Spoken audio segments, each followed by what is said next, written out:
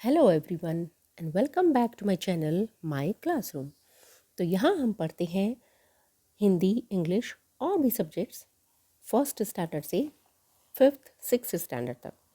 तो आज की जो हमारी कहानी है और लेसन है, ये हमारा यूपी बोर्ड की बुक है मैरीगोल्ड, और ये है क्लास फिफ्थ के लिए इंग्लिश की बुक। तो चलिए देखते हैं आज हम कौन सा लेसन पढ़ने वाले हैं। आज हम पढ़ने वाले हैं गुलिवर्स ट्रैवल्स। क्या पढ़ने वाले हैं? Gulliver's travels. गुलिवर ट्रैवल्स की कहानी शायद आप सबने सुनी होगी, तो हम ये एक और कहानी भी सुन लेते हैं। तो क्या होता है, ये देखिए, जैसे आप पिक्चर में देख सकते हैं, ये एक बहुत बड़ा सा आदमी है और यहाँ पर ये सभी इसके सामने बहुत छोटे लग रहे हैं। तो ये इन्हीं में से एक गुलिवर है जो अपनी कहानी यहाँ पर हमको जिसने सुनाई है।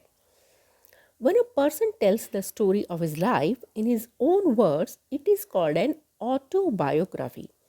तो मतलब जब कोई आदमी अपनी ज़िंदगी की कहानी, अपनी लाइफ की कहानी अपने ही शब्दों में बताता है तो उसे कहते हैं autobiography. Gulliver Gulliver a sailor was once caught in the land of giants. Giants मतलब बहुत बड़ा। तो जो गुलिवर था वो कहानी किसने लिखी है? गुलिवर ने। तो जो गुलिवर है वो एक बार बहुत बड़े लैंड ऑफ जायंट्स, मतलब जहाँ पर बहुत बड़े बड़े लोग रहते थे, हर चीज़ बहुत बड़ी बड़ी थी, वहाँ पर वन स्कॉट वहाँ पर फंस गया था। This is how he describes his experience.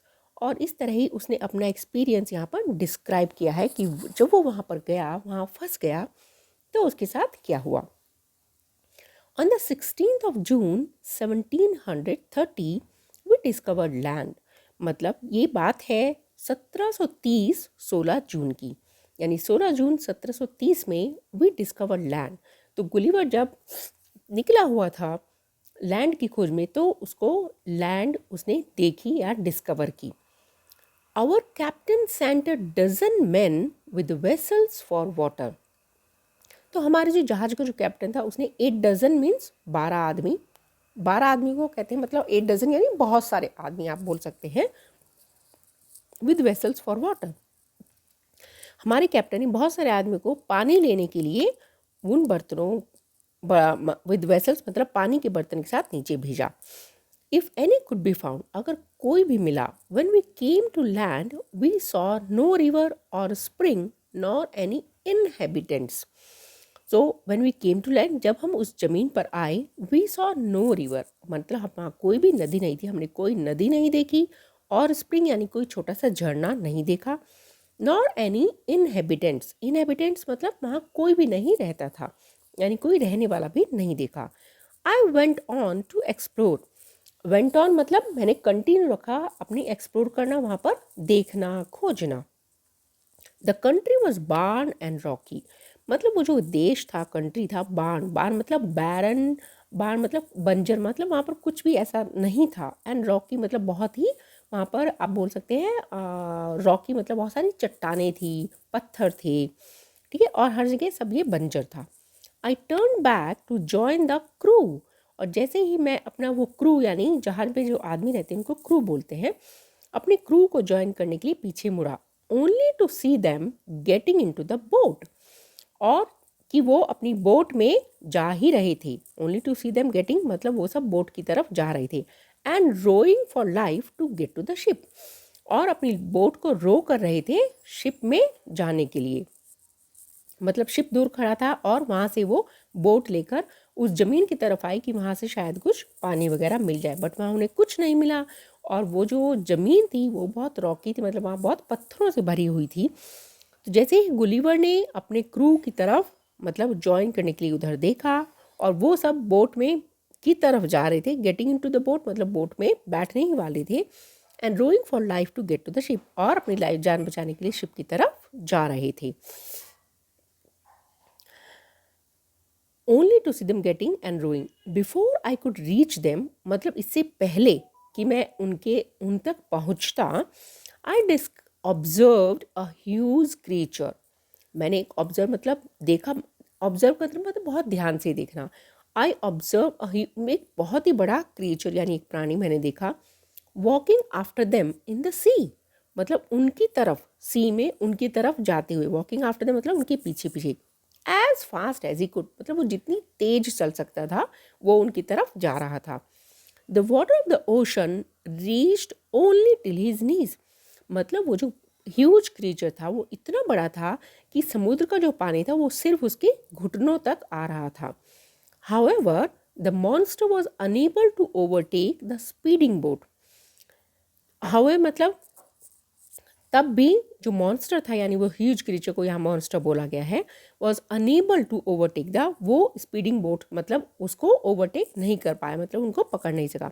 I turn back quickly, मैंने जल्दी से, क्विकली मतलब जल्दी से पीछे मुड़ा, and climbed up a steep hill, और एक स्टीप हिल के ऊपर मैं चढ़ गया, with fields of barley on either side, जो एक फील्ड था यानी खेत था बार्ले का यानी ज्वार का, उसके ऑन ईदर साइड मतलब उसके एक तरफ, and the corn rising up to 40 feet, और जो कॉर्न यानी भुट्टा होता है वो 40 फीट यानी 40 फीट तक ऊंचा था। There was a fence to pass from one field to other, तो वहाँ पर एक फेंस थी, फेंस बोलते हैं यानी दो चीज़ों के बीच में जब कुछ ऐसा लगा देते हैं लकड़ी का, और जिससे वो इधर से उधर नहीं जा पाए। Fence to pass from one field to other, तो वहाँ पर एक फेंस था एक खेत से दूसरे खेत पर जाने के लिए। इट वॉज इम्पॉसिबल, इम्पॉसिबल मतलब जो चीज़ संभव नहीं है, मतलब बड़ी बहुत मुश्किल है। Impossible for me to climb because every step was 6 feet high, मतलब ऊपर चढ़ना मेरे लिए बहुत इम्पॉसिबल था क्योंकि बहुत ही मुश्किल था, बिकॉज एवरी स्टेप, जो भी हर एक जो स्टेप था वो 6 फीट हाई था, मतलब 6 फीट ऊंचा था। I was trying to find a gap in the hedge, मतलब वो जो फेंस जैसा बना हुआ था उसके बीच में मैं एक गैप यानी शायद कुछ जगह हो, उसको खोजने की वो कोशिश कर रहा था, देखने की। When I discovered one of the inhabitants in the next field walking towards the fence, तो when I discovered मतलब जब वो hedge यानी वो जो बीच में थोड़ा गैप देखने की ढूंढने की कोशिश कर रहा था गुलिवर, तो तभी उसने देखा वन ऑफ द इनहेबिटेंट्स, कि दूसरे खेत से एक इनहेबिटेंट्स यानी वहाँ पर रहने वाला फेंस की तरफ वॉकिंग उधर आ रहा था। He was of the same size as the creature chasing the boat, और उसका साइज उतना ही था जितना उस आदमी का जो बोट को चेज कर रहा था, बोट की तरफ भाग रहा था। I was struck with utmost fear and astonishment and ran to hide myself, तो गुलिवर जो था वो एस्टोनिशमेंट यानी आश्चर्य से भर गया और साथ में डर से, वो वहीं मतलब स्ट्रक मतलब वो बहुत डर गया था और बहुत आश्चर्य भी था कि इतने बड़े बड़े ये आदमी हैं। एंड रैन टू हाइड, और अपने आप को छुपाने के लिए वहाँ से भागा। He called in a voice much louder than A trumpet, trumpet जो आवाज़ होती है, ट्रम्पेट होती है हाथी की आवाज़ को ट्रम्पेट बोलते हैं। अब क्योंकि हाथी बहुत ज़ोर से जो बोलता है, मतलब जो उसकी आवाज़ है उसको बहुत ज़ोर से बोलता है, दूर तक सुनाई देता है। But he called in a voice, but उस आदमी की जो आवाज़ थी वो ट्रम्पेट से भी ज़्यादा जोर की आवाज़ थी। इट साउंडेड लाइक थंडर, तो जो आवाज़ थी वो ऐसा लगा था जैसे कोई थंडर यानी बिजली जैसे आ गई हो। 7 monsters like him came towards the field, ready to reap the corn. 7 monsters यानी जो वो 7 मॉन्स्टर थे, क्योंकि वो इतने बड़े थे तो गुलिवर ने उनको मॉन्स्टर नाम दिया। तो 7 मॉन्स्टर लाइक हिम उसके जैसे ही केम टूवर्ड्स द फील्ड, उस फील्ड की तरफ आए, ready to reap the corn, मतलब वो जो कॉर्न की फसल थी उसको काट कर, रीप द कॉर्न मतलब उसको काट कर और इकट्ठा करने के लिए। They carried a reaping hook, reaping hook मतलब ये देखिए मैं आपको दिखाती हूँ रीपिंग हुक कैसा है। ये जो है, ये देखिए, ये जो है ना बच्चों, ये रीपिंग हुक है, मतलब इससे वो फसल को ऐसे काटते हैं और फिर इकट्ठा कर लेते हैं एक जगह, तो उसको बोला जाता है reaping hook. Which was very big, तो वो जो रीपिंग हुक था वो भी बहुत ही बड़ा था। When one of the reapers approached, तो जब वो उनमें से कोई एक रीपर यानी वो काटने वाला वहाँ पर पहुँचा, अप्रोच मतलब पहुँचा, वेयर आई ले हिडन, जहाँ मैं छुपा हुआ था, यानी गुलिवर जो छुपा हुआ था। I screamed as loud as I could. तो मतलब गुलिवर कहता है मैं इतनी ज़ोर से चिल्लाया जितना ज़ोर से चिल्ला सकता था। स्क्रीम मतलब बहुत ज़ोर से चिल्लाना। एज आई कुड जितनी उसमें शक्ति थी, जितना वो चिल्ला सकता था। The creature stopped reaping. तो जितने भी वो क्रीचर थे वो सब उन्होंने रीप करना छोड़ दिया, मतलब वो काटना और जो इकट्ठा करना उनको रोक दिया। Picked me up between his थम एंड फोर फिंगर। और उन्होंने मुझे उठाया अपने अंगूठे और फोर फिंगर के बीच में। तो ये देखिए, ये फोर फिंगर है और ये अंगूठा है, क्योंकि गुलिवर इतना छोटा था और ये इतने बड़े मॉन्स्टर जैसे थे, तो ये गुलिवर उनके अंगूठे और फोर फिंगर के बीच में ही आ गया। And brought me close to his eyes. और उसने मुझे अपनी आंखों के पास एकदम लेकर आया। 60 फीट अबाउ द ग्राउंड। तो कितना ऊपर था वो? 60 फीट, यानी 60 फीट जमीन से ऊपर था वो। He looked at me with curiosity. मतलब उसने मेरी तरफ बहुत ही क्यूरोसिटी, जब आपको कोई चीज़ की आप तरफ देखते हैं ये जानने के लिए कि क्या है, उत्सुकता से, तो उसने मेरी तरफ बहुत उत्सुकता से देखा। And blew my hair aside to get a better view of my face. और उसने मेरे हेयर को, जो मतलब फेस पर जो हेयर थे उनको ब्लू किया, मतलब एक फूंक मारी असाइड, उनको एक तरफ करने के लिए, जिससे वो मेरा फेस अच्छे से देख सके। बेटर व्यू मतलब मेरे फेस को अच्छे से देख सके।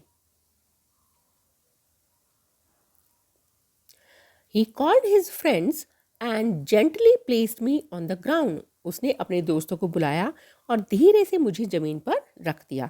They all sat on the ground to take a good look at me. तो वो सभी जमीन पर बैठ गए मुझे अच्छे से देखने के लिए। I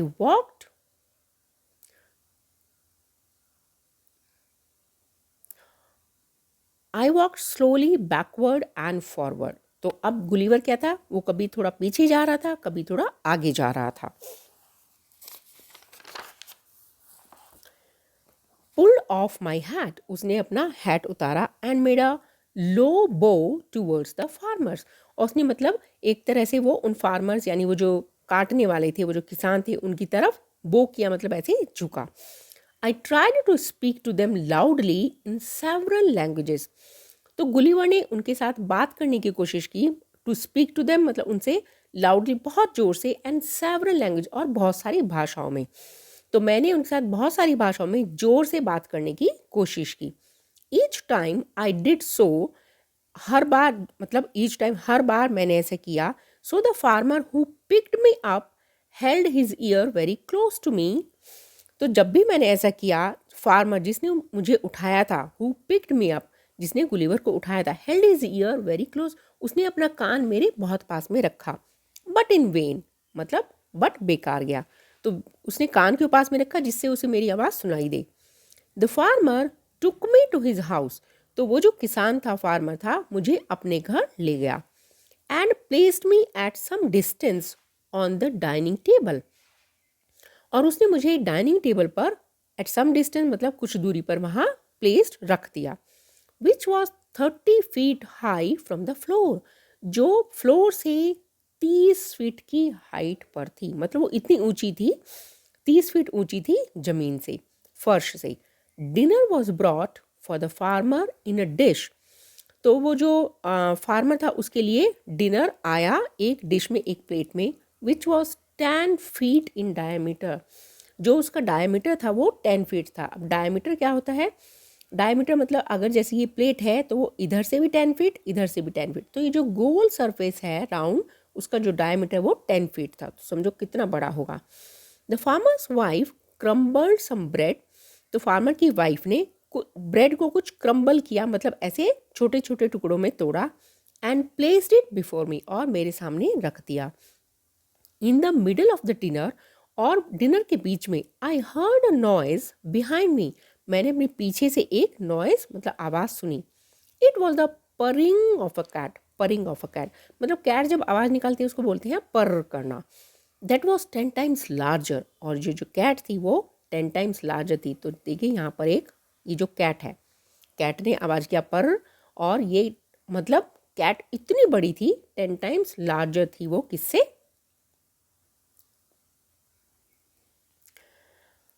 yes, 10 times larger than an ox, मतलब कि जो ऑक्स बैल होता है उससे 10 गुना ये कैट बड़ी थी। The farmer's wife was stroking him, तो फार्मर की वाइफ जो है उसको स्ट्रोक करना, जब हम हमारे पास कोई पेट होता है डॉग या बिल्ली तो हम उसको जब हाथ से सहलाते हैं उसको बोलते हैं स्ट्रोक करना। तो फार्मर की वाइफ उसको स्ट्रोकिंग कर रही थी, मतलब हाथ से सहला रही थी। Then enter the farmer's 1-year-old son in the arms of a lady, और तभी वहाँ पर एक लेडी की बाहों में एक फार्मर का जो 1 साल का बेटा था वो वहाँ आया। ऑन सीइंग मी, मुझे देखकर, the child grabbed me from the table, बच्चे ने मुझे टेबल से उठाया, ग्रैब्ड मतलब एकदम उठा लिया, and put my head into his mouth, और मेरा सर अपने मुंह में रख दिया। देखो कहाँ रख दिया, ये देखिए ऐसे। तो ये 1 साल का बच्चा है जो अपनी एक ओल्ड लेडी की बाहों में है और उसने गुलिवर को उठाया और देखिए उसका सर अपने मुंह में ऐसे रख दिया।